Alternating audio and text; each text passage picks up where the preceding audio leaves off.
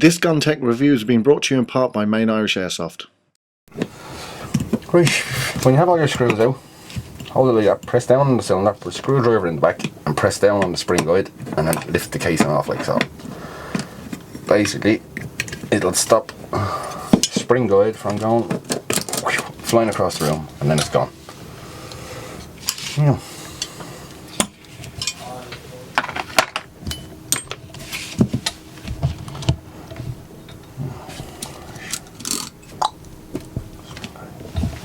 How does the insides look, Chris? Now don't forget, I've been using this gun for about a year and a half now. I've not had any major problems with it. It's fired every time. Yeah, it's been great. So There is internally, how are we at? one problem so far. Shaft is broken on the gear there. Snapped off completely. So that's due to use. Piston looks okay. Well, no. Piston head has disintegrated. Excellent. Now it's a fair old upgrade. We'll just find all the other bits.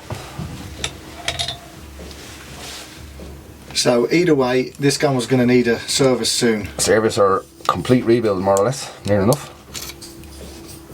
Your one gear, no shaft, one piston head disintegrated. Here we can find the bits.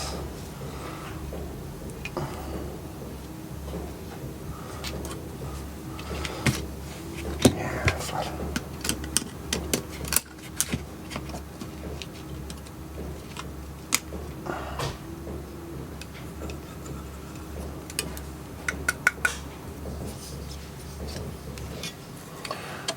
Tap the plate near nozzle.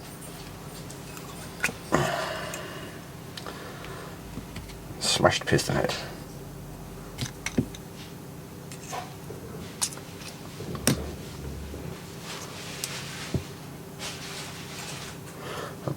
Clean all that out before we stick it all back together. Right. We do shims first. Okay, so we're going to do shims first. Now, Yep. What is the theory behind shimming a gearbox?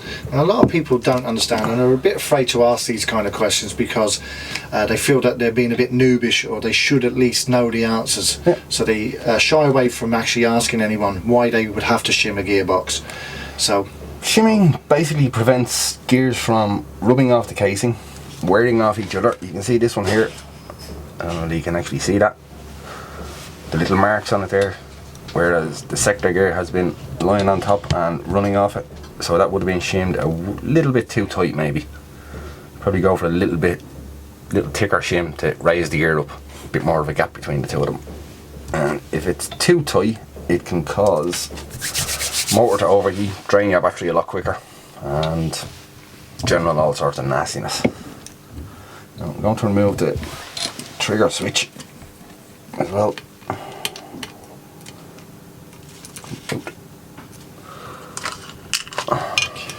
So as I said, coming in here today, I was under the impression my gun was absolutely in perfect working order. Goes to show that underneath the hood we don't really know what's going on. No. Unless we open them up. Now, I still wouldn't be confident enough myself to open up a gearbox.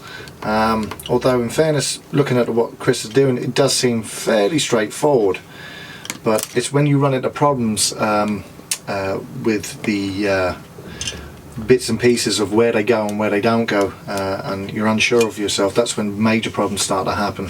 So it's always good to have a good gun tech look at a gun rather than somebody who's inexperienced. If it's a project of yours and you want to do it for the sake of doing it and learning curve and a bit of experience for yourself, then great, knock yourself out. But if you're like me, stick to the professionals. Buy a cheap gearbox to play with. Come up. Switch gear out. Get a bit of a clean.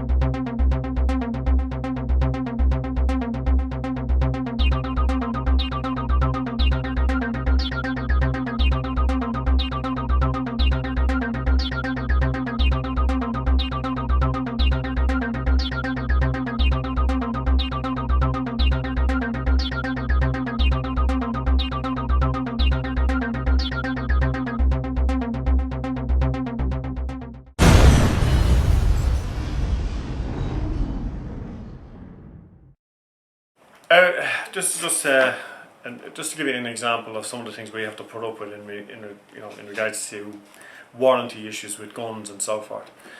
If we sell a gun, when we sell a gun, there's a warranty on the gun. Depending on where the gun is made or what manufacturer or what brand it is, there's a certain time that we give on the warranty.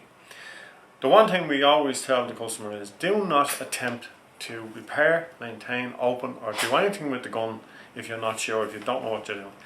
Do not open the gun under any circumstances or it will void your warranty. Some people don't listen to us.